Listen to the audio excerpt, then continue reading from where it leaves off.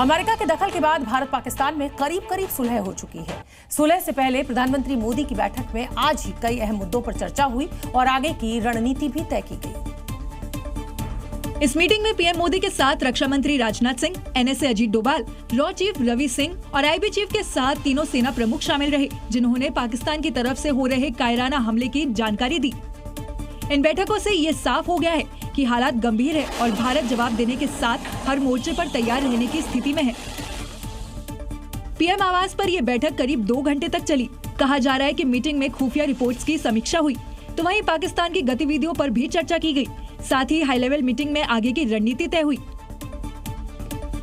यानी जिस तरह पाकिस्तान की तरफ से साजिशन आतंकी घटना को अंजाम दिलवाया जाता है, रात के अंधेरे में भारत के रिहायशी इलाकों में ड्रोन और मिसाइल से हमले की कोशिश हो रही है, उसका जवाब देने के लिए भारत पूरी तरह से तैयार है और एक एक एक्शन प्लान को खुद एनएसए अजीत डोभाल मॉनिटर कर रहे हैं। पाकिस्तान की बेचैनी का कारण अब सामने आ गया है। खुलासा हुआ है कि 7 मई की स्ट्राइक में जो तमाम आतंकवादी मारे गए, उनमें लश्कर और जैश ए मोहम्मद के टॉप कमांडर्स शामिल थे। यहां तक कि मसूद अजहर के 2 साले भी इसमें मारे गए, जबकि लश्कर का most wanted terrorist Abu Jundal भी इस स्ट्राइक में मार गिराया गया। इसी आतंकी के जनाजे में पाकिस्तानी अफसर शामिल थे। शायद अब आप भी समझ गए होंगे कि 7 मई को अंजाम दिया गया ऑपरेशन सिंदूर पाकिस्तान के सीने पर इतना क्यों चुभ रहा था।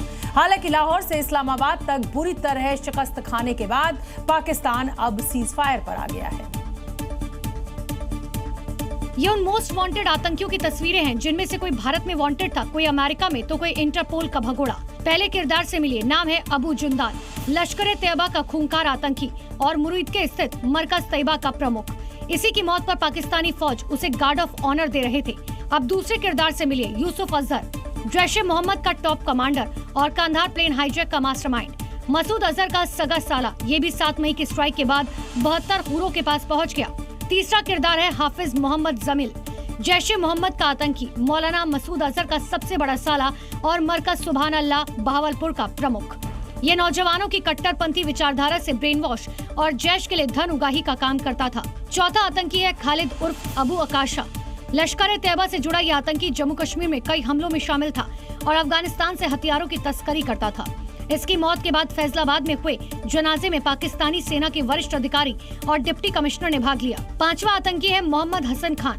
जैश ए मोहम्मद से जुड़ा ये आतंकी जम्मू कश्मीर में आतंकी हमलों में भूमिका निभाई। इसके पिता मुफ्ती असगर खान कश्मीरी पीओके में जैश का ऑपरेशनल कमांडर है, लेकिन बेटा हसन खान 7 मई की रात स्ट्राइक में मारा गया।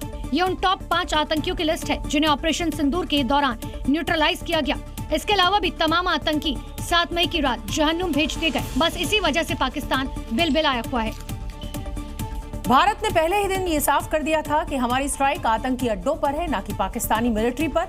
लेकिन पाकिस्तान को हेकड़ी दिखाने का मौका मिल गया था। उसने पहली गलती तो भारत की बात ना मान के कर दी और दूसरी गलती दिल्ली की तरफ मिसाइल भेजकर कर दी। अब अंजाम देखिए। मैप पर जो ये लोकेशन आप देख रहे हैं, ये पाकिस्तानी फोर्सेस के लिए रीढ़ की हड्डी थी, लेकिन हिंद के शूरवीरों ने ऐसा पलटवार किया कि एयरबेस हो या फिर रडार सेंटर, सब कुछ तबाह कर दिया गया। इतनी तबाही के बाद पाकिस्तान को यह समझ में आ गया कि सीज फायर ही फायदे का सौदा है।